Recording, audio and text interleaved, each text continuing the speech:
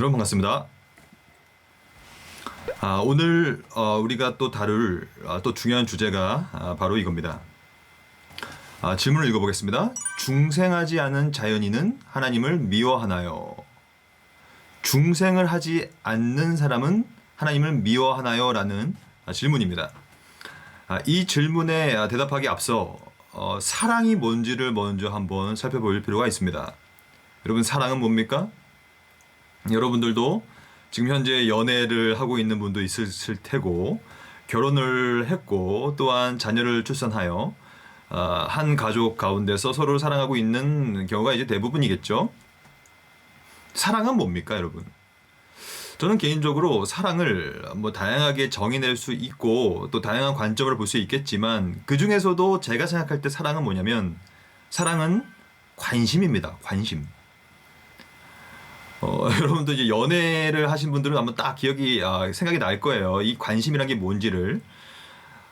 이게 사람을 사랑하게 되면요, 이 평소에도 문득문득 그 사람이 이제 떠오르는 거예요. 왜냐? 관심이 있으니까. 관심이 없는 사람이 떠오르겠습니까? 관심이 있으니까 떠오르지. 그래서 매일 이제 떠오르게 되는 거예요, 사랑하게 되면. 근데 여러분, 관심이 없다는 것은 뭡니까? 사랑하지 않는다는 거 아닙니까?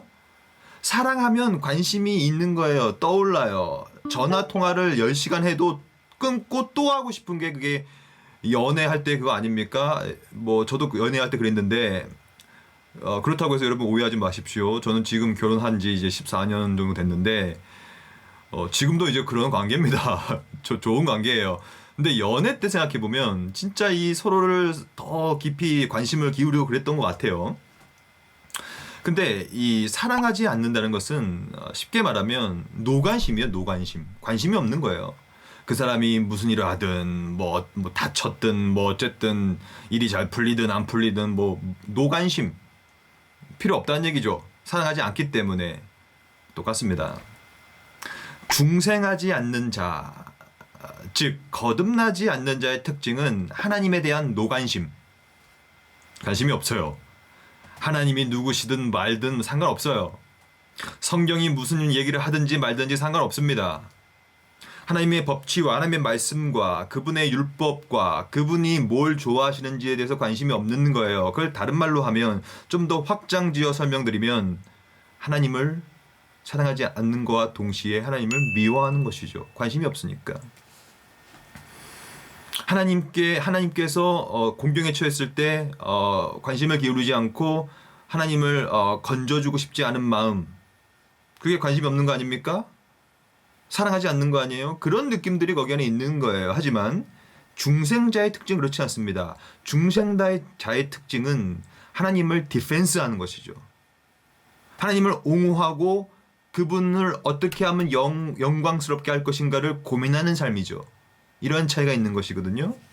그러면 우리가 이것을 이제 보기 전에, 중생하지 않는 자연인은 하나님을 미워하나요? 이 질문 가운데 이 중생이라는 표현이 등장했는데, 이 중생이 뭔지를 먼저 봐야 되겠습니다.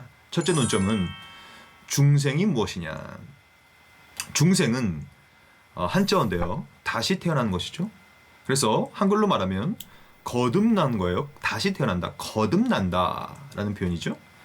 이 거듭난다는 것은 신학적으로 표현하자면, 하나님께서 자기가 스스로, 이 작정이라고 하는데, 스스로가 스스로의 본성적으로 알을 통하여, 작정함을 통하여, 예정함을 통하여 누군가를 선택합니다.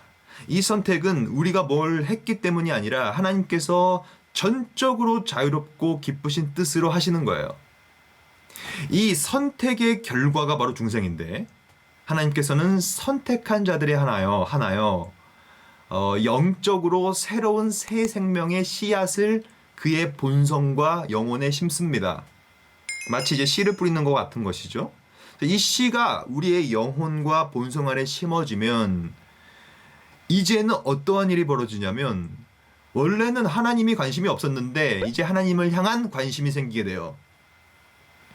이런 것 같아요. 중생하기 전이나 중생하고 나서나 모두에게는 눈이 있습니다.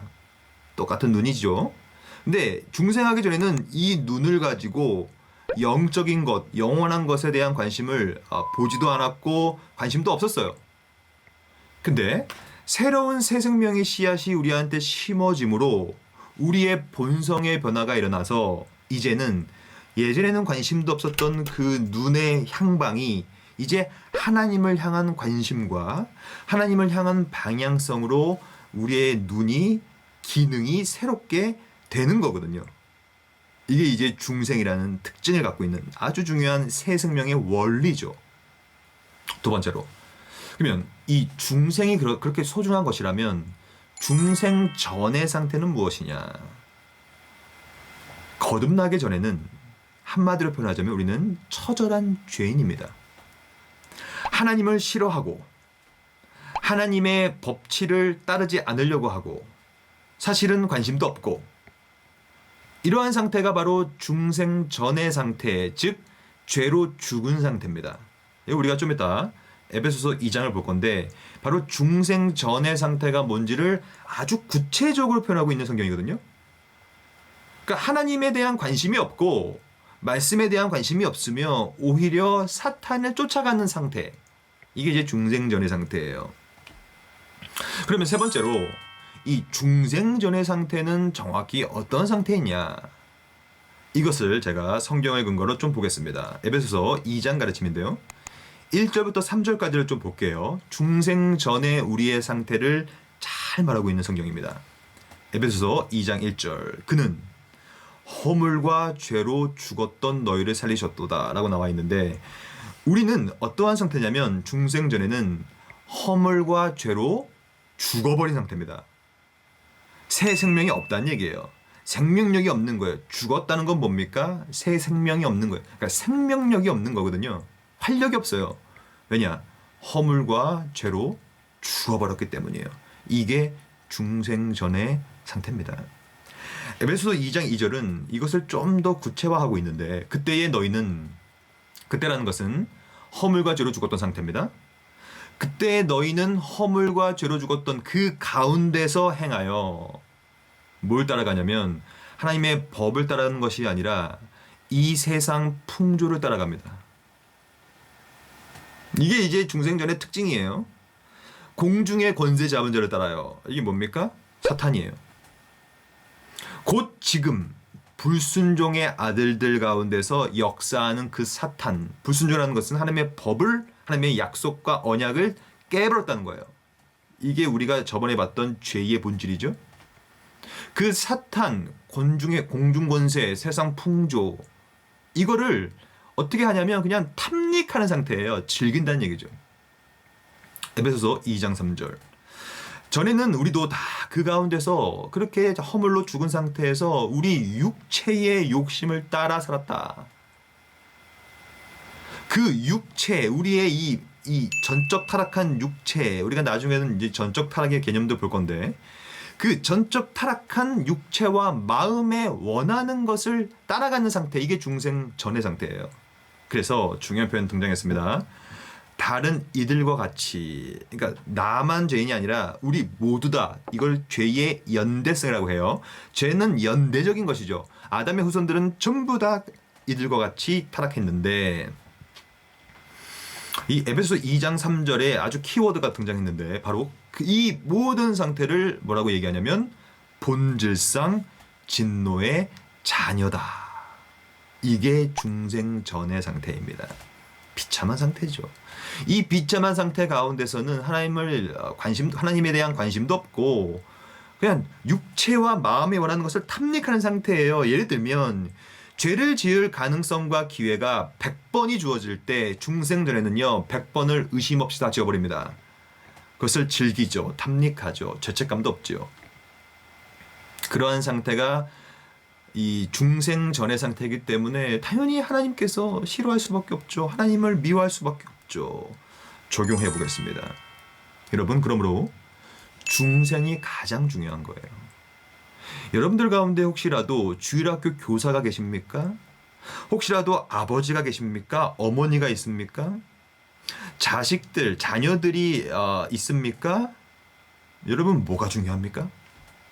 우리의 배로 우리가 낳는 우리의 자녀들도요, 태어날 때는 다 본질상 진노의 자녀로 세상 풍조를 따르고 공중의 권세 잡은 자를 따르고 육체의 욕심을 따라 사는 자로 태어나는 거예요.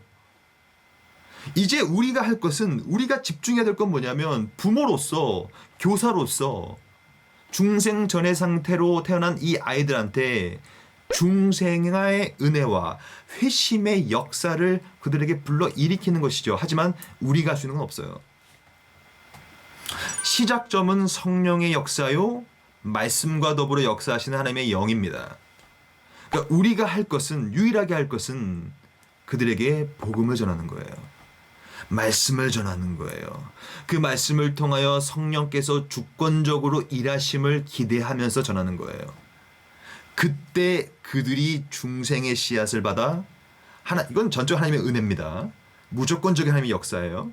하지만 우리가 도구로서, 회심의 도구로서 말씀을 통하여 그 일을 함께 해 나갈 수가 있는 것이죠.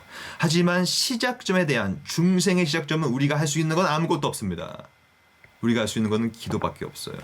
그래서 우리는 중생하지 않는 자연인은 하나님을 미워하기 때문에 우리의 자녀들도 하나님을 미워한 상태로 놔둬서는 안 돼요. 오늘 하루 때를 얻든지 못 얻든지 우리의 자녀들, 또한 중생하지 않는 자들, 또한 불신자들에게 복음을 전하는 저와 여러분들 되었으면 좋겠습니다. 감사합니다.